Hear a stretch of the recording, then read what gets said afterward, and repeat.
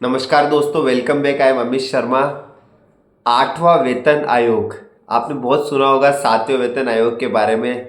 जब मैं पढ़ता था और जब उससे पहले छठा वेतन आयोग, फिर सातवां वेतन आयोग, अब आठवें वेतन आयोग की चर्चा चल रही है। और जितने भी गवर्नमेंट एम्प्लॉय है, सेंट्रल गवर्नमेंट की मैं बात कर रहा हूँ, राज्य सरकार की बात नहीं कर रहा हूँ, जितने भी सेंट्रल गवर्नमेंट के एम्प्लॉय है, सब ये देख रहे हैं कि कब गवर्नमेंट आठवां वेतन आयोग लाए, कब गवर्नमेंट आठवां वेतन आयोग लाए। सब निगाहें लगाकर बैठे हैं। और अब गवर्नमेंट आठवां वेतन आयोग कब लाने वाली है, किस प्रकार से लाने वाली है, यह मैं इस वीडियो में बताऊंगा।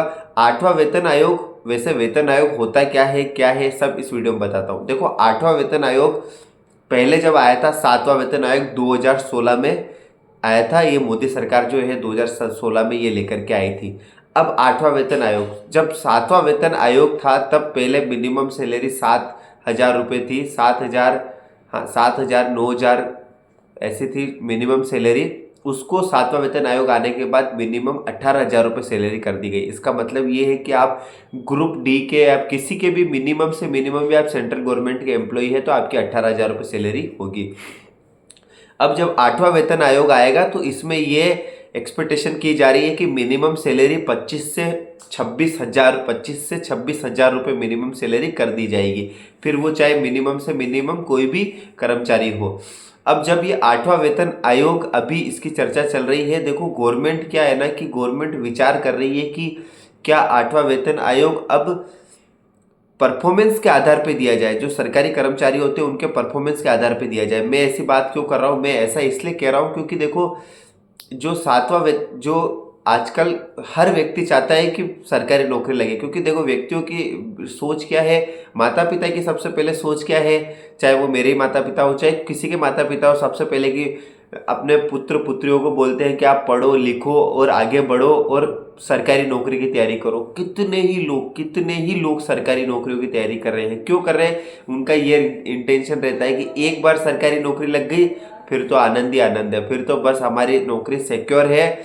कुछ रेयर केस में अपवाद को छोड़ करके नौकरी सिक्योर ही रहती है, उसका कुछ नहीं बिगड़ता। अब सीधा रिटायरमेंट मिलेगा, ये अपना जीवन तो सुरक्षित हो गया। ठीक है, तो ये रहता है। लेकिन अब गवर्नमेंट इसमें ये थोड़ा सा ये संशोधन करने जा रही है कि आप जो कार्य करते हैं उसके परफॉर्मेंस के आधार पर आपको ये इंक्रीमेंट मिलेगा। ये सब ऐसा विचार कर रही है गवर्नमेंट। अब देखो देखिए क्या होता है। अब सातवां वेतन आयोग, आठवां वेतन आयोग है क्या, मैं इसके बारे में बताता हूँ। देखो, सातवां वेतन आयोग जब आया था तब गवर्नमेंट को इससे क्या नुकसान हुआ था, और जो आम जनता है, जो सरकारी कर्मचारी है, उससे उनको क्या फायदा हुआ बताता हूँ।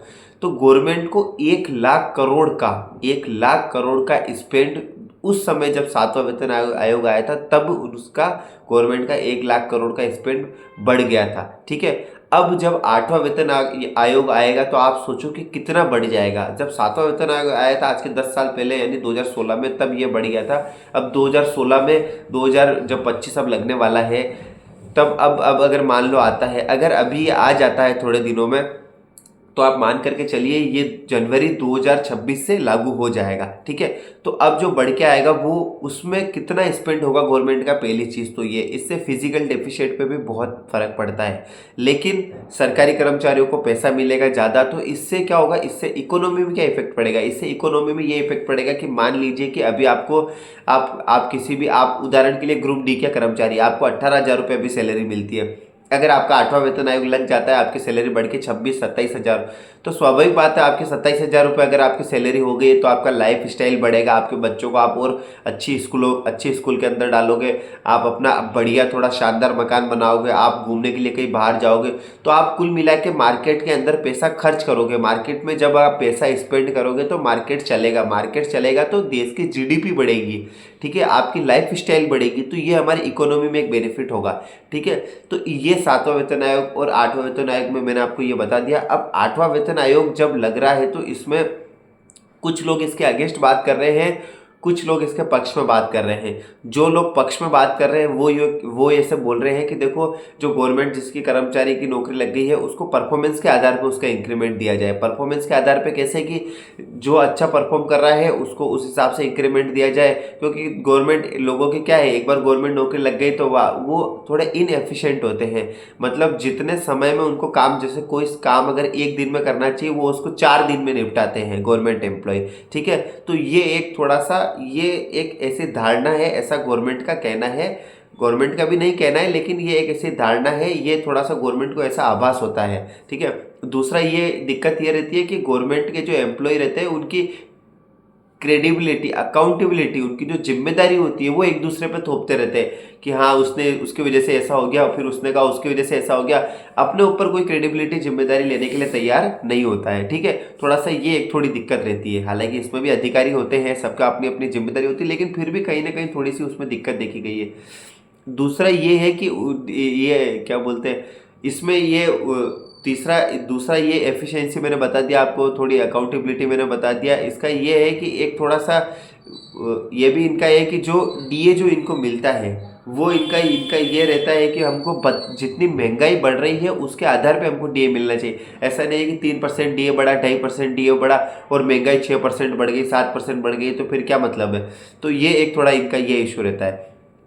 अब जो जो इसके ये तो जो है कि इसके पक्ष में कह रहे हैं कि नहीं ऐसा होना चाहिए परफॉर्मेंस के आधार पर, और जो इसके विपक्ष में है कि नहीं नहीं परफॉर्मेंस के आधार पर नहीं होना चाहिए, तो वो क्या कह रहे हैं, वो ऐसे बोल रहे हैं कि अगर मान लीजिए परफॉर्मेंस के आधार पर अगर आप करोगे तो फिर जैसे फिर जो एक सरकारी कर्मचारी, जो जो ब्यूरोक्रेसी होती है और जो गवर्नमेंट होती है, इनके बीच में कॉम्बिनेशन होता है, जो टीम वर्क के साथ ये काम करते हैं, फिर वो कैसे करेंगे। फिर तो सब आदमी अपना इंडिविजुअल काम करेगा कि नहीं मैं अच्छा करूंगा तो मेरा प्रमोशन हो जाएगा, प्रमोशन होगा मेरी सैलरी ज़्यादा बढ़ेगी, प्रमोशन तो वैसे भी हो जाता है, मेरी सैलरी ज़्यादा बढ़ेगी, तो फिर टीम वर्क खत्म हो जाएगा, व्यक्ति अपने अपने अपने हिसाब से काम करेगा, तो ये एक थोड़ी दिक्कत हो जाएगी। दूसरा इसमें ये होगा कि आप मान लीजिए किसी को कोई ऐसा काम पॉलिसी बनाने का दे रहे हैं, या किसी को ऐसे बोल रहे हैं कि आप कोई ऐसे रूल तैयार करो जिससे, ऐसी कोई पॉलिसी बनाओ जिससे जनता को लाभ हो, तो अब वो पॉलिसी बना रहा है उसमें, तो उसमें उसकी परफॉर्मेंस को आपको कैसे कैसे जज करोगे कि परफॉर्मेंस, क्योंकि वो तो उसका काम है जो कर रहा है, दिन रात मेहनत करके पॉलिसी बना रहा है। तो ये भी एक थोड़ी दिक्कत है, तो इसमें भी थोड़ी परेशानी आएगी कि आप उसको कैसे जज कर पाओगे कि ये कर रहा है या फिर ये नहीं कर रहा है। दूसरा ये है कि फिर इसमें ये हो जाएगा कि एक टीम वर्क कॉम्बिनेशन जो गवर्नमेंट का है और जो कर्मचारियों का है, वो कहीं ना कहीं थोड़ा ब्यूरोक्रेसी का और गवर्नमेंट का जो जो कॉम्बिनेशन है उसमें थोड़ी दिक्कत देखने को मिलेगी। ठीक है मित्रों, ये थोड़ा प्राइवेटाइजेशन की तरफ हो जाएगा एक तरह से, कि परफॉर्म करो अच्छा तो अच्छा बेनिफिट लो, नहीं करो तो ठीक है बैठे रहो। तो ये एक थोड़ा सा, इसमें अब देखो क्या होता है, गवर्नमेंट क्या करती है, इस पर विचार कर रही है। अभी तक तो फिलहाल इसकी कोई चर्चा नहीं है, ये विचाराधीन है 8वां वेतन आयोग। देखते हैं देखे आगे क्या होता है, अपडेटेड वीडियो आते रहेंगे तो मैं आपके लिए लाता रहूँगा। वीडियो को देखते रहने के लिए धन्यवाद। पसंद आए तो लाइक सब्सक्राइब जरूर करिए। धन्यवाद।